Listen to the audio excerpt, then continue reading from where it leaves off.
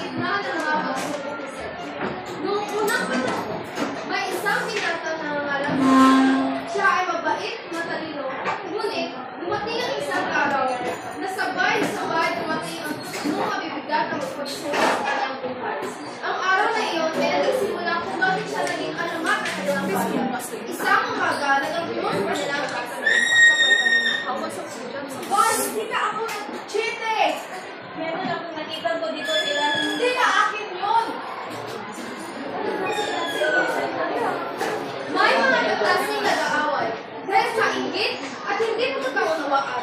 Ang iba ay sinisisi si Drake dahil palagi siya nanguna sa talino at palakasan ng loob.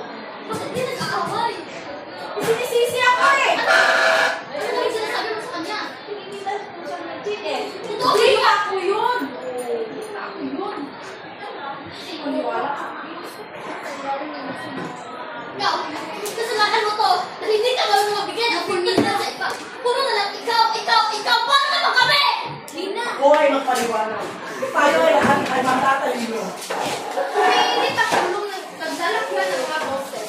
Ang bawat isa at muntik na maglaro ng dugo. Habang sinusunod ayusin sa relasyon, biglang yumaling ang buong kaaralan. Karoon itong malakas na lindol ang dumating. Ang mga estudyante ay nasigawan at ang buhay na tayo sa labas ay silito. Huwag niyo ko!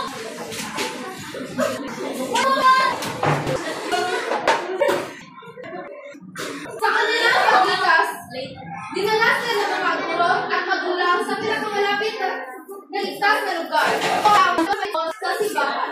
Doon ang mga gulo. Isang iba nagkakapuluhan. Ang iba naman nadawa at naipit. Si Trikas nagtatamong ay gumawa ng paraan upang makatulong. Tinulungan niya ang mga batang naligaw. Inalalayan ang mga matatanda at pinakalma niya ang kanyang mga kasaling ng iyak sa takot. Ginawa niya ang kanyang buong kakayahan at napagkat alam niya na puso na huwag mag-all kung padaig sa takot.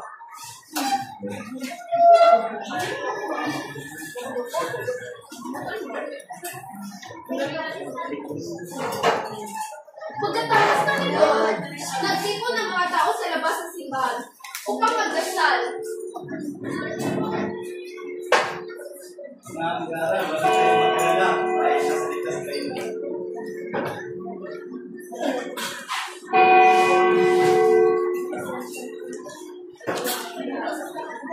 Sa kabila ng lahat, si Cedric at nagbibigay ng lakas sa mga tao.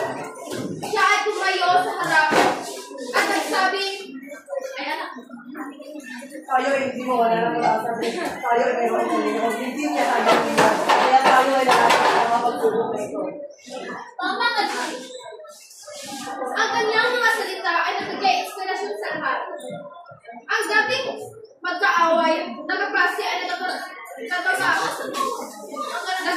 at ang mga tao sa natakot ay nakahanap ng lakas mula sa kanilang pananampalataya.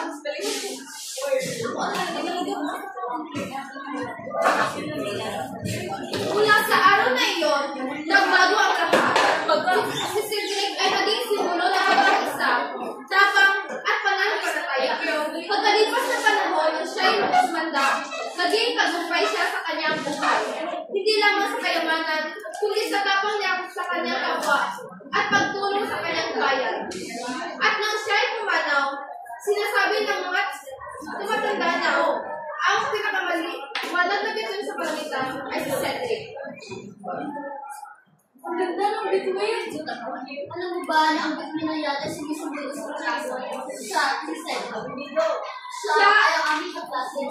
Hindi nga alam yung best kaklase sa amin. Sa panahon na yung kailangan ng tragedya. Dahil sa kanya, doon sa pinapagkasa na may magandang pinapagkasa. Ang bituin na yan ay sumisimbolo sa kanyang